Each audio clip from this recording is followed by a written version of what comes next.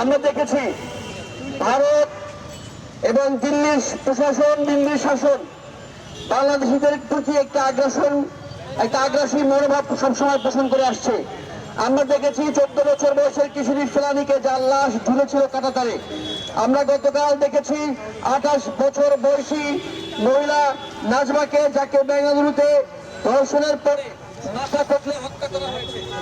সুস্পষ্টভাবে বলতে চাই, ভারতের আগ্রাসন বিরোধিতার যে লড়াই জুলাই গণঅভ্যুত্থানের মাধ্যমে শুরু হয়েছে, সেই লড়াই আমরা কখনোই থেমে দিব না, কখনোই আমরা থামতে দিব না। সেই লড়াই আমরা জিইয়ে রাখবো, সেই লড়াই আমরা ইনশাল্লাহ চালিয়ে নিব।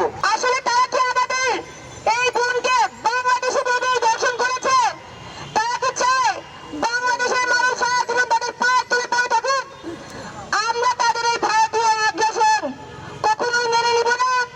আমরা এখন ভারতের বিপক্ষে কথা বলতে জানি, ভারতকে ছাড়া চলতে জানি, ভারতকে ছাড়া আমরা চলবো এবং ভারতের এইসব অপকর্মের বিরুদ্ধে সর্বদা সোচ্চার থাকবো। আমি চাই অতি দ্রুত এই দর্শনের বিচার করা হোক এবং যারা আসলে দর্শক তাদেরকে খুঁজে বের করে অতি দ্রুত শাস্তির আওতায় আনা হোক এবং তাদেরকে ফাঁসি দড়িতে ঝুলানো হোক।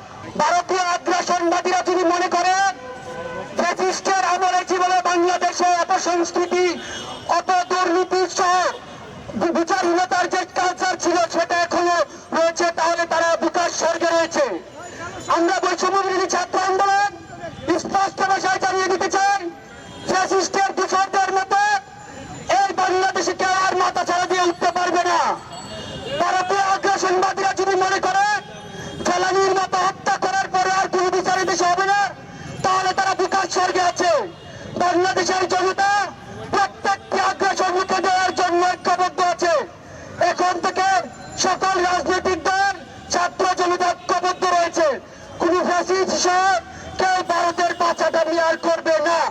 তাই ভারতকে স্পষ্ট হুঁশিয়ারি দিতে চাই, পরবর্তীতে যে কোনো পদক্ষেপ বাংলাদেশের বিরুদ্ধে নিতে গেলে 100 বার আপনারা ভাববেন।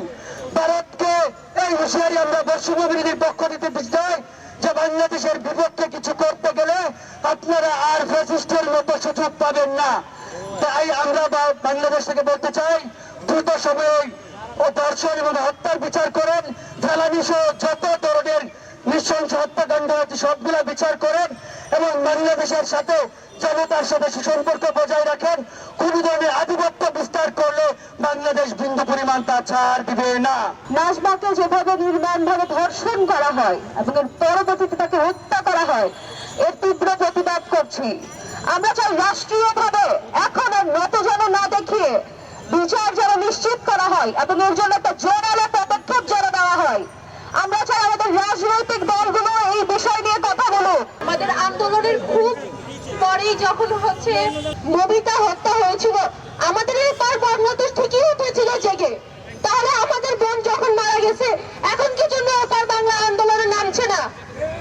কেন কেন তারা এখনো বিচারকের কাছে দায় দিতেছে না? আমরা কি বিচার পাওয়ার যোগ্য রাখি না? তাই সে বাঙালি কি তাই কি সে বিচার পাবে না?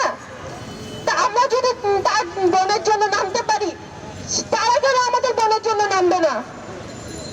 এই প্রশ্নটা ভারত সরকারের কাছে আমার, যে সে কি মুসলিম তাই সে ভারতের সেই বিচার পাবে না?